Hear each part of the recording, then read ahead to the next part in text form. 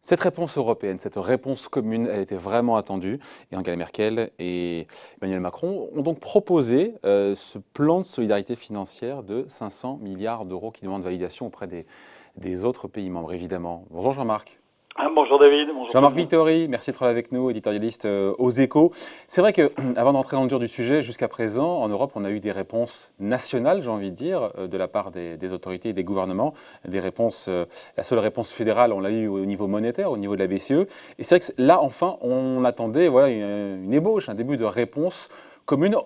On n'a pas été déçus, j'ai envie de dire, parce que faut se rappeler, d'ailleurs c'est Nicolas Bétou dans son édito aujourd'hui dans l'Opinion qui disait, mais rappelez-vous, François Hollande avec Angela Merkel en 2012, elle avait dit une dette commune, Angela Merkel, pas de mon vivant.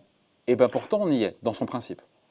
Elle l'avait même rappelé il y a un peu moins de 2 mois qu'elle n'était pas favorable au principe d'une dette.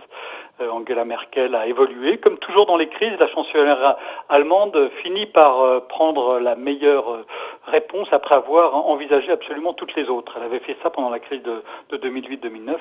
Elle adopte à nouveau le même comportement. Il y avait déjà eu ces dernières semaines des propositions venant notamment de la France, de l'Italie, de l'Espagne qui avaient été rejetées. Là, c'est un pas différent. C'est un pas entre les deux pays qui ont joué le rôle le plus important dans la construction de l'Union européenne, qui se lancent dans cette proposition.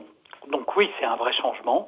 C'est un changement majeur de la part de l'Allemagne sous l'effet de la crise. Ouais. Parce que là, on parle de dette commune, alors pas pour éponger les dettes du passé, mais voilà, la grande nouveauté, et c'est vrai que le président Macron parle de saut, alors je ne sais pas s'il a dit le mot saut quantique, en tout cas il parlait de saut.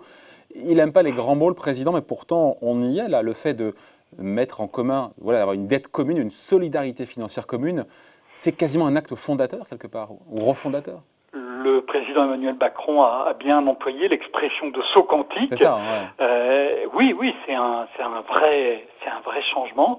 On parle de moment hamiltonien parce que aux États-Unis, en 1790, il y avait un secrétaire au Trésor qui s'appelait Hamilton, qui avait convaincu les États de la Fédération des États-Unis de fusionner leurs dettes, de mettre ensemble leurs dettes pour qu'il y ait une dette commune et à ce moment-là, qu'il y ait l'État fédéral prenne de l'importance. Et on considère que c'est à partir de ce moment-là que les États-Unis sont devenus réellement des États unis par une dette commune. Oui, sauf que là, c'est du temporaire, là. C'est pas encore du définitif. Mais... Non, mais à partir du moment où cette dette naît, elle émerge, derrière, il y a toute une dynamique qui peut se mettre en route. On sait depuis très longtemps qu'avoir une monnaie commune sans avoir des instances budgétaires communes... C'est un vice congénital. C'est un vice congénital, c'est un déséquilibre majeur qui menace la zone euro depuis qu'il y a eu des crises majeures. Il y en a eu une en 2008-2009, il y en a eu une en 2011-2012. Et à chaque fois, la BCE a servi de paratonnerre. À chaque fois, la BCE a servi de paratonnerre, mais c'est un paratonnerre de plus en plus fragilisé. On l'a vu avec la décision de la Cour constitutionnelle de Karlsruhe il y a 15 jours. Et donc, il était nécessaire d'envisager de passer à autre chose, de passer à cette dette commune. Mais toute la question, c'est de savoir quelle est la portée de cette déclaration. Je vous rappelle que il y a 2 ans, les mêmes, Angela Merkel et Emmanuel Macron, avaient parlé d'un budget commun de l'Union européenne. C'était la déclaration de Meseberg. Mais cette déclaration n'a pas été suivie des faits. Et toute la question, c'est de savoir si cet engagement très fort, très puissant, lancé par les 2 premières puissances économiques de la zone euro, si ce projet va maintenant être accepté par les autres. On a déjà eu tout de suite, immédiatement... La réaction de l'Autriche. Voilà, la réaction de l'Autriche, exactement, du chancelier autrichien. C'est prêt, il faudra les rembourser. Voilà, et il a dit qu'il avait parlé avec son homologue du Danemark et d'autres pays. Donc la vraie question, c'est pas tellement ce projet constitue une rupture, mais la vraie question, c'est de savoir si cette rupture va pouvoir se produire. Et il va falloir que tous les pays de la zone euro acceptent cette idée. Et même les pays hors de la zone euro, les pays européens hors zone euro, acceptent. On imagine qu'il y aura sûrement un sommet, Jean-Marc, un sommet de chefs d'État quelque part, on parle du mois de juin, s'il sera nécessaire pour adopter tout ça et pour convaincre les rétifs que sont, on l'avait dit, les Pays-Bas, les pays nordiques qui, eux, pour le coup, vont avoir du mal à valider cette union de transfert, parce qu'on parle de ça, de payer les factures en commun d'un argent qu'on va donner à des pays qui sont très en difficulté, très impactés de manière sanitaire, économique et sociale par cette pandémie. Quand les États-Unis se sont mis d'accord pour mutualiser les dettes, il y avait 3 hommes autour de la table. Jefferson, Madison et Hamilton. Là, il va y avoir 27 chefs d'État et de gouvernement qui vont devoir se mettre d'accord. C'est quelque chose d'extraordinairement compliqué dans la dynamique actuelle, même dans une crise majeure comme celle que nous vivons aujourd'hui. Ouais. Angela Merkel, on peut dire que c'est un gros coup pas pour le président Macron, parce qu'on a le sentiment, parce qu'il y a cette crise, qu'Angela Merkel, alors j'aime pas le mot céder, mais voilà, qu'elle a accédé, on va dire plus, à cette demande française et aussi des pays d'ailleurs du sud de l'Europe pour mettre plus de solidarité financière, budgétaire dans cette crise. Du côté de Emmanuel Macron, c'est une idée qu'il a depuis très longtemps. C'est pas quelque chose qui est né dans cette crise.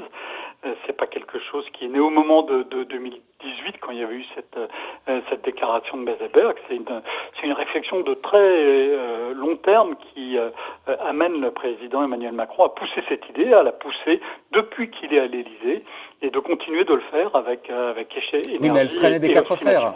C'était naïf pour Angela. Il y avait des résistances, mais Angela Merkel, encore une fois, est une dirigeante qui est capable de prendre acte de ce qui se passe, de voir qu'une crise change la donne, que des menaces nouvelles apparaissent. Je pense que la décision de la Cour constitutionnelle de Karlsruhe a sans doute joué un rôle important dans son cheminement intellectuel.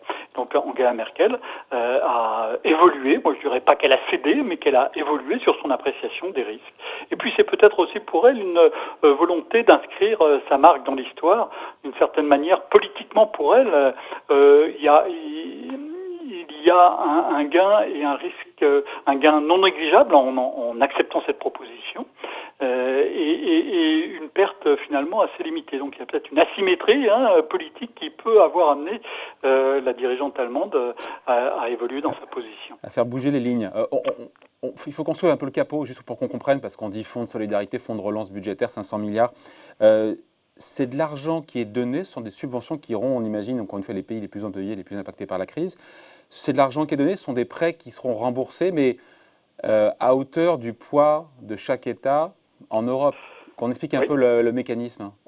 Oui, c'est comme les fonds structurels ou la politique agricole commune, c'est-à-dire que c'est pour ça qu'il faut expliquer. Voilà, oui, mais c'est la même chose. En fait, on peut raconter l'histoire un peu différemment. Le budget de l'Union européenne va doubler pendant 3 ans. Il est de à peu près 1% du PIB des pays de l'Union. Il va passer à 2% pendant 3 ans. Seulement. Du fait de ce plan. Voilà, du fait de ce plan. Ce plan, il va être distribué. Les fonds structurels, c'est pour aider les régions qui étaient en retard dans leur développement. Les fonds agricoles, c'est évidemment pour soutenir une production agricole européenne. Là, c'est le critère, a priori, c'est les pays les plus impactés par l'épidémie. Donc Espagne, Italie, France. Voilà, pour leur donner le moyen de redémarrer, que leur économie ne soit pas plus pénalisée que celle des autres pays pour redémarrer après cette épidémie et les moyens drastiques qui ont été décidés pour l'endiguer. Mais ça veut dire quoi? C'est-à-dire que l'argent, encore une fois, ce qui est emprunté, sur le base 100 qui est emprunté, la France, elle va toucher je ne sais pas combien, mais en tout cas, elle devra rembourser à hauteur de son poids dans l'Europe, c'est-à-dire autour de 20%, mais certains pays vont rembourser moins que ce qu'ils vont toucher, c'est ça l'intérêt. Et on parle de prêts ou de subventions, de dons? Non, il peut y avoir différentes formes. Ça peut être un abondement de prêts, mais ça sera aussi assez largement des subventions. Encore une fois, c'est une mécanique qu'on connaît bien en Europe avec la politique agricole d'un côté, où on est dans la subvention, avec les fonds structurels de l'autre, où on est dans la subvention et dans l'abondement de prêts. On peut vraiment avoir toute une gamme d'outils qui sont déjà bien connus dans la politique européenne. La vraie différence, c'est que cet argent ne viendra pas des États pour qu'il soit ensuite dépensé, mais qu'il viendra des investisseurs qui prêteront à l'Union européenne. Pour l'instant, ça n'existe pas. La vraie rupture, elle est là. Elle est là, et c'est ça qui est impensable, c'est que ce soit l'Europe qui émette cette dette commune, argent après qui sert, donc on l'a dit, dans différents pays. On sait ou pas concrètement déjà quoi il va servir, je ne sais pas, la santé, les hôpitaux, la transition écologique, on sait où cet argent va aller? Il y a eu quelques indications de fléchage, donc effectivement la santé et la transition écologique seront deux axes majeurs, mais ça ira évidemment bien au-delà avec toute une série, sans doute, de dispositifs pour aider des régions industrielles qui ont été particulièrement sinistrées, pour aider les activités économiques qui sont jugées essentielles, stratégiques, porteuses d'avenir. Ouais. Et donc, pardon de répéter, mais donc si j'ai bien compris, c'est bien la Commission européenne qui va lever au nom des 27 l'argent pour ensuite le redistribuer. C'est ça la tuyauterie? Oui, c'est la Commission européenne qui sera à la manœuvre. Et là, encore une fois, on retrouve une mécanique classique dans l'organisation de l'Union européenne. Voilà, la Commission est le bras armé de la politique européenne. Elle le sera à nouveau dans cette affectation, ce qui posera toute une série de problèmes politiques absolument majeurs, parce qu'effectivement, on va se battre comme on l'a toujours fait en Europe, en disant voilà, il faut absolument qu'il y ait de l'argent. Mon pays a été frappé, il doit récupérer davantage. Ça a été le cas avec les fonds structurels, ça a été le cas avec la politique agricole commune.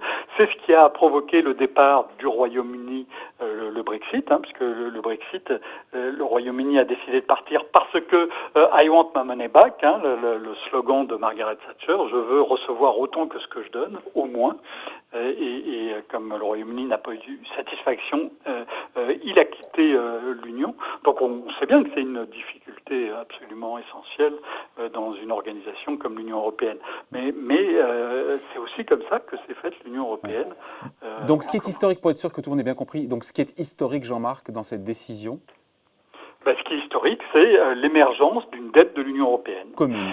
D'une dette commune qui n'est pas la dette allemande, la dette française, de la dette italienne ou de la dette espagnole, mais qui est une dette européenne. Européenne, même si derrière, il y a à hauteur de 20% la France, 25% l'Allemagne, etc., etc. Oui, bien sûr, chacun devra assumer par ses contributions au budget européen de quoi rembourser cette dette avec une clé de proportionnalité par rapport à son PIB. Mais jusqu'à présent, il n'y avait pas de dette de l'Union européenne. Et puis quand il y a une dette de l'Union européenne, il peut y avoir ensuite la nécessité d'avoir un impôt pour assumer cette dette. C'est ce qui s'est passé dans le cas de l'histoire américaine et la question se posera très naturellement si jamais ce dispositif voit le jour, ce qui est encore loin d'être fait. Encore une fois, le mot est tabou dans Corona Bonds, Eurobonds et tout, mais on le fait sans le dire sur des dettes nouvelles et pas sur celles du passé. Oui, tout à fait. C'est différent, on peut dire que cette dette nouvelle, c'est une dette qui est vraiment née de l'épidémie, enfin qui sera de fait née de l'épidémie, puisqu'elle aura pour but de réparer les dégâts causés par l'épidémie et le confinement. Donc formellement, c'est différent. Au fond, on a bien une mutualisation de dette qui est un point absolument clé dans la construction d'un système à caractère fédéral. Juste 2 secondes, Jean-Marc, sur le chiffre, 500 milliards, on ne se rend plus compte, tellement les chiffres valsent avec cette crise. Ce n'est pas une peccadille, mais c'est à la hauteur des enjeux, des besoins nés de la crise? On ne sait pas. Je me rends pas compte, on sait que les chiffres en centaines de milliards sont toujours lâchés un peu au hasard, même si on les théorise après. Quand il y avait eu le grand plan de relance aux États-Unis en octobre 2008, c'était 700 milliards, et tout le monde disait 700 milliards, c'est assez, c'est pas assez. Et on sait qu'il avait été fixé de manière totalement aléatoire, sans avoir la moindre idée des besoins qu'il y avait derrière. Là, on a un chiffre qui est, encore une fois, c'est 3 ans de budget européen. C'est tout à fait significatif. On ne sait pas si ça sera à la hauteur des enjeux, et ça, on ne le saura pas avant des années. Ouais, on se quitte là-dessus, mais ce n'est pas fait selon vous, parce qu'encore une fois, il faut se mettre d'accord à l'unanimité, et il y a encore une fois les récalcitrants, et qui ont leur logique, on peut aussi respecter, même si certains y verront un manque de solidarité, les Pays-Bas, encore une fois, et les pays nordiques. Oui, la Ligue hanséatique, pour reprendre le nom que se sont donnés ces pays qui, quand la Ligue quoi? La Ligue hanséatique. On revient à des dispositifs médiévaux. La Ligue hanséatique, c'était la ligue qui reliait les grandes villes du nord de l'Europe au Moyen Âge. Et donc là, il y a une nouvelle ligue hanséatique qui apparaît avec cette fois-ci les États qui sont partisans d'une forme de rigueur, d'une forme d'équilibrage et puis aussi d'une forme de solidarité extrêmement limitée entre les membres de l'Union. Donc cette ligue, on va l'entendre très fort dans les semaines à venir et c'est normal, ça fait partie aussi du jeu démocratique européen. Ouais, l'histoire n'est pas terminée. Pardon, la vidéo est longue, hein, mais il fallait prendre le temps. Je pense qu'on a quasiment tout dit, hein, Jean-Marc, et il fallait prendre le temps parce que peut-être qu'on vit l'histoire là, même si elle demande confirmation. C'est tout à fait possible que nous vivions un moment historique, un moment hamiltonien, pour reprendre le parallèle américain. Reste à savoir, encore une fois, si la décision va être confirmée, si Angela Merkel et Emmanuel Macron vont trouver un chemin étroit, difficile à trouver, mais peut-être possible au sein de l'Union pour parvenir à convaincre tout le monde de se lancer dans cette nouvel épisode de la construction européenne. Quand il y a une volonté, il y a un chemin, dit l'adage, vous savez bien. Allez, merci beaucoup Jean-Marc. Jean-Marc Vittori, éditorialiste aux Échos. Merci Jean-Marc, bonne journée. Au revoir David.